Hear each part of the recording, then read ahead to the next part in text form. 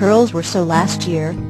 Deciding that he didn't seem too put off by my attire, I threw my hoodie on and left the house at 10. I stalked across the yard stealthily as I took glances at his lit window on the third floor of the house. I climbed the lattice and balcony without incident and was at his door within seconds. The look on his face when he opened the door troubled me. Not many people would be able to notice the subtle crease in his forehead as a sign of distress.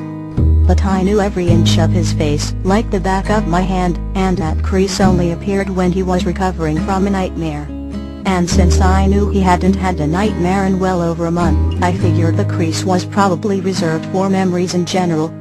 He still smiled at me once I was inside and leaned in for a kiss as if nothing was bothering him. And I returned it with enthusiasm, deepening it and wondering how long it would take him to pull away this time.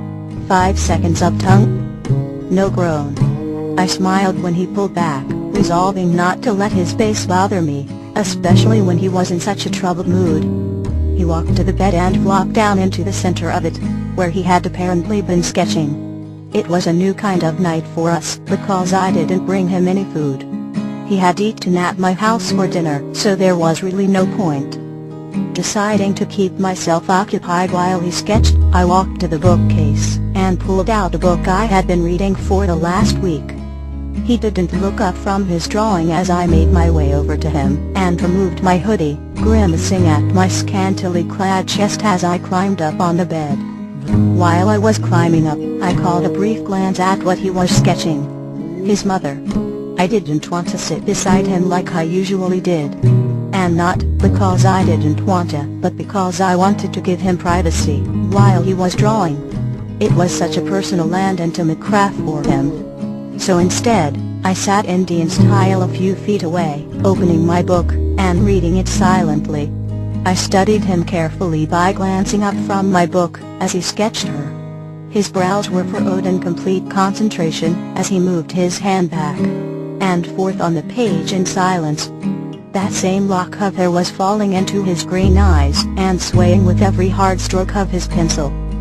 He didn't necessarily look angry or even upset, but he was troubled.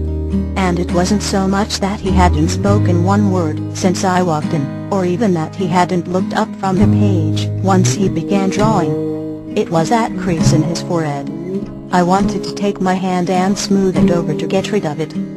Without warning, his eyes darted up from the page to meet mine, where I was pretty much just staring at him shamelessly. I quickly shifted my gaze back to my book as my face began heating up. I had to bite back a groan of frustration at being so obvious. I heard him quietly sigh and close his sketchbook, which made me want to groan in frustration yet again, because I didn't want to interrupt his drawing. I chanced to peek up from under my lashes when I heard him put the sketchbook down on the bed. He smiled at me from across the bed, although it looked awfully forced, and held his arms out as if he wanted me to go to him. I bit my lip and looked down at my book, closing it softly and setting it down onto the bed beside me before crawling over to him. When I was close enough, he brought his arms around my waist and pulled me down so we're lying face to face on the pillows. I laid my cheek on my palm as he rubbed my back softly and I stared into his troubled green eyes. After a moment, I lifted my fingers of my free hand to his forehead and smoothed them across that crease. It came right back, making me frown at it as I lifted my hand to stroke his hair instead. He sighed when my fingers began weaving through his soft hair gently, gazing into my eyes in complete silence as his fingers dangled into the hair flowing down my back. We lay like that for a while, completely silent, and just staring into each other's eyes. I don't know what he was looking for in mine, but I was definitely searching his. I feared that his memories were poisoning him. He held the weight of them on his shoulders as they burdened him and pulled him under, deep down into a place that I couldn't understand and he rarely let me see. There was always something there lurking behind the self-hatred and sadness that I couldn't quite place. Something that he never showed me, and if I was guessing right, something that he never allowed himself to see either. There were only so many guesses I could make with the scant amount of information he had granted me access to. and I knew no details about his life before the fire. I had no way of knowing how horrible his mother had really been to him during his childhood. Or perhaps even his father. It was almost as if he didn't exist until his father died. Or maybe just this version of him. I felt the need to know how awful it really was. Why his childhood before the fire was never spoken of. With a deep sigh, and a hope that I was comforting enough to make it bearable for him, I worked up the courage to ask. "Tell me about your other life," I whispered in near silence as I gazed into his eyes and stroked his hair softly. I knew he heard me because of his close proximity. And when his eyes got a brief flash of pain in them before he let them flutter closed, I knew he understood what life I was referring to. I stroked his hair gently as I stared at his closed eyelids. His breathing never changed, nor his grip on my waist. But there was that flash of pain in his eyes that made me nervous about bringing it up. But just as I opened my mouth to tell him not to worry about it, his eyes opened. When they met mine once again, I snapped my mouth closed. I really shouldn't have been so frightened by what I saw.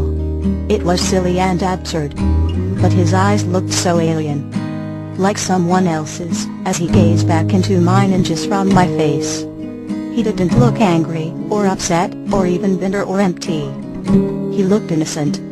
Vulnerable in a way I had never known it were to be. He was always the strong one, protecting me and shielding me from everything wrong. But in that moment, he looked just like a lost little boy, while I stroked his hair. His newly wide innocent green eyes bore into mine as my heart thudded loudly against my chest. "My childhood was the picture of perfection," he whispered into my face. And even his voice didn't sound like his. The usual hard edge that laced his every tone was completely gone, and replaced with a whimsical naivety that I didn't even know him to possess. I searched his eyes for the sadness that I would have expected to find by him even speaking of his past. But it wasn't there either. They gazed back into mine wide and honest. And when I finally registered his statement into my brain, it confused me. I decided to work past my fear, and use this new openness to gain any information I could to help him. "Tell me more about your parents," I whispered to him cautiously, still running my fingers through his messy hair softly. The corners of his lips lifted into an oddly foreign smile. And that scared me a little bit too, because his once intense green eyes grew impossibly more alien as they took on a gleam of wonder. "They were both crazy in love with each other." He smiled at me, twirling a lock of hair behind my back around his finger as he spoke wistfully. "They got married when they were young." His gaze slowly left mine, as he stared over my shoulder, still twirling the lock of hair around his fingers gently. I continued stroking his hair as I cautiously prodded for more. "What was your mother like?" I whispered sweetly, trying not to let my anxiety show through to him.